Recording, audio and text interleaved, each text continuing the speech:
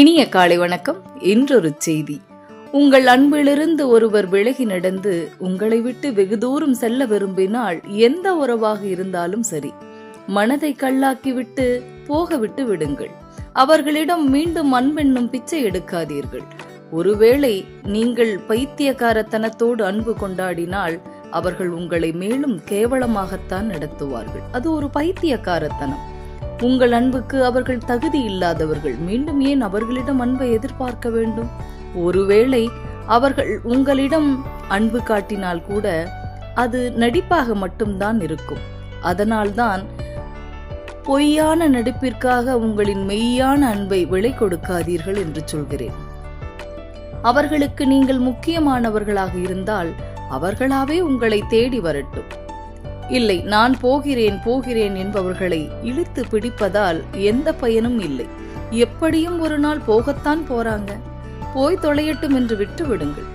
உங்களுக்கு அவங்க பொக்கிஷமாக தெரிந்தாலும் அவர்களுக்கு நீங்கள் உங்கள் பாசமும் குப்பை மாதிரி தான் இருக்கும். எதையோ ஒன்றை எதிர்பார்த்து மட்டுமே நம்மிடம் வருவாங்க. அப்படியே உருகுகின்ற மாதிரி நடிப்பாங்க. சாக்கடையில் உழண்டு கொண்டிருக்கும் ஒருவருக்கு சந்தனத்தால் அபிஷேகம் செய்தால் மட்டும் பிடிக்குமா என்ன? இன்றைய நாகரீக அன்பின் பரிமாண வளர்ச்சி இதுதான்.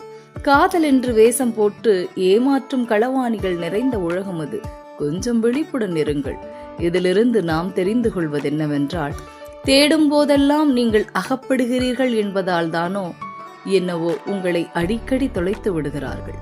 ஒருவரிடம் நமக்கு உரிமைகள் அதிகமாகும் போதுதான் அவர்கள் பிரிவதற்கான சந்தர்ப்பங்களும் அதிகமாகின்றன.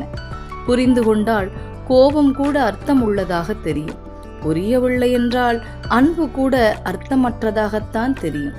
ஓர் உறவு ஆரம்பத்தில் கொடுக்கப்படுகின்ற மரியாதையை கடைசி வரை தருமாயின் அது ஒரு வரம். அதுவே மகத்தான உறவு என்று சொல்லி இந்த நாள் உங்களுக்கு மிகச்சிறப்பான நாளாக அமைய என் வாழ்த்துக்கள்.